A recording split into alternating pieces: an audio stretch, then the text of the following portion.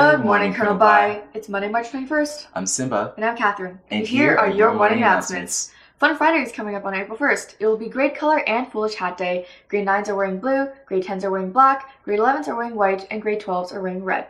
Come to school dressed up in your grade colors and your wackiest hat to celebrate April Fool's Day. There will be a Grade 12 photo and activity by the tennis courts at lunch. Speaking of Fun Friday, we have an ad for you. Roll the footage.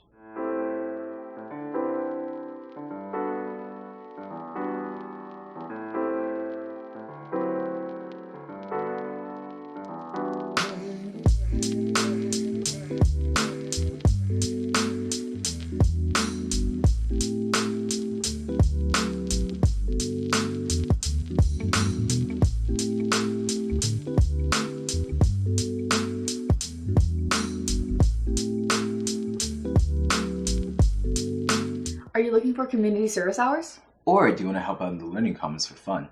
If that sounds like you, fill out the Google form in the Learning Commons Google Classroom or drop by the circulation desk in the library to sign up. We are looking for volunteers for before school, at lunch, and after school. Hey Catherine, what's the capital of Uruguay? What? Here's a good one. Do you know what kind of clay is used to make porcelain bowls? Huh? How am I supposed to know that? If you want to become a trivia god like me, you should join Quiz Bowl, or else you'll end up like her. What? What's Quiz Bowl, you ask? It's a trivia club that runs virtually every Friday at 5 p.m. Right. Quiz Bowl operates on seasons, very similar to a sports league actually. Groups of 4 students can sign up as a team and compete for 6 weeks, then compete in a bracketed playoffs. Quiz Bowl's spring internal season, which will be starting on April 1st, 2022. The registration form for the season, as well as the Google Classroom code, are shown below. Furthermore, you can contact the Quiz Bowl execs at the emails listed down below or via Instagram at Colby_QuizBowl. Hey Catherine, do you remember what CB was like in April, May, and June? Nope. Huh, guess you're in the same boat as everyone else. What do you mean? Most CB students didn't have the chance to experience CB between April to June because of the pandemic, not even the grade 11s. I had the chance to talk to some CB students to ask them about what they think CB is like during those months. Let's go check it out. Hi there. So I'm here with Avani and Kathy. Hi there. I'm here with Jonathan, Abdullah, and Yusuf. Hi there. So I'm here with Sydney and Bronwyn. Hi. So I'm here with Omar and Zach. So I'm here with Sikmeni and Khadija. So I'm here with Gabriel and Cameron. So once you guys come back from March break, this will be the first time that you guys have been at Colonel Bai after March break, which means you've never seen Colonel Bai in April, May, or June. So what do you guys think that's going to be like? I don't know. I want to show everyone my face. Well, I expect to see that things will go back to normal. I feel like some of the restrictions will be lifted. I think there's going to be more like events and stuff and like more time for like socialization. Today morning, right, when I was on Fortnite with the boys, right, little Fortnite sesh, I was just thinking, yo, this is like the equivalent of March 13th. I remember that day vividly. There was like hot chocolate at the front of the school. Yeah, and I was really wondering, I was like, oh, this is actually cool. We're actually going to be able to come back to school after a spring break. I think there's going to be a lot less mask wearing in the student population. I feel like some people are still going to wear the masks, but like a lot of people won't because, you know, it's our choice. I also feel like we're going to get a lot of the events back, so, you know, make more bake sales, more activities. I haven't really thought about it. I'm just in a constant state of panic over the fact that my first exams are going to be IB math. I'm looking forward to the outdoor sports for sure. Finally going outside, you know, playing soccer, some basketball, you know what I mean? I've never got to experience Colonel Bai after April. Ever since grade 9, I imagined the end of year to be like some huge Hunger Games where everyone just comes and like tries to succeed and see who really is the best cougar, bro. But one day I will be the best cougar. I have no clue what you're talking about, but that's an incredible answer. What kind of events do you want to see? Very like cliche, but like maybe in the future we'll have like actual dances or whatever. Oh yeah, a bunch of new clubs. I think they're going to start to have more meetings in person, not on the meets, so it'll encourage more people to come. Hopefully dances and like activities like with the whole school. Like Absolutely. Lots of fun stuff organized by Colonel Bai School Council. I don't know who's in that school council. It'd be nice to see if the intramurals come back. I'd like to see a coffee house, hopefully. Yeah, the coffee house has always been a fan favorite. All right, thank you very much.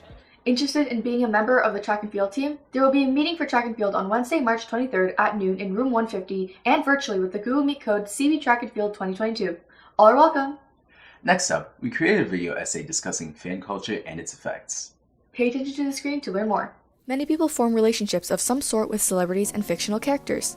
They imagine having a conversation with that person or asking for advice. Sometimes they develop a more romantic crush. Embarrassing as it may sometimes feel, this is perfectly normal. Scientists call these instances parasocial relationships. Social relationships involve 2 or more people. Parasocial ones, on the other hand, are completely one-sided. For some people, these relationships play an important role in their lives. In a 2018 study, Bradley Bond, communication researcher at the University of San Diego in California, performed a study on LGBTQ+ teens. Teens with few real-life LGBTQ+ friends were more likely to form parasocial relationships with those characters, he found. He concluded that these bonds provided a sense of belonging that might be absent in their real-life social networks. However, parasocial relationships can be dangerous because they create the idea that a person on the other side of the screen is a friend. They end up exhausting emotional energy, time, interest, and develop personal connections without the other person even knowing them. Taken to its extreme, the individual watching might feel so attached to this individual that they start developing unhealthy connections and engaging in irrational and potentially dangerous activities, such as donating large sums of cash to them or trying to impress them in strange ways. In many ways, this also harms artists, celebrities, and content creators as they feel uneasy about their influence on the public. Many people have come out to state that the type of engagement and behavior their fans are attributing are uncomfortable and wrong, from singer-songwriter Mitski to streamer Ludwig. Thus, it is important to distinguish the fact that the content creators and artists you see on your screen are indeed real people who live their own lives and have personal boundaries. The ability to differentiate between a social and parasocial relationship in your life is very important, not only for the sake of your own mental health, but for that of the people you may have a parasocial relationship with. By understanding why parasocial relationships are unhealthy and harmful towards you and others, we can help break the cycle of toxic relationships with those in the spotlight. Thank you for listening.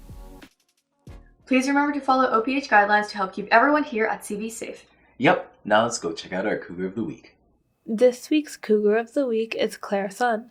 She's a grade 12 student who likes to go cross-country skiing, play soccer with her brother, and go for bike rides with her friends and family. If you see her around, be sure to say hi. Well, that's all from us today, CB. Have a March Monday.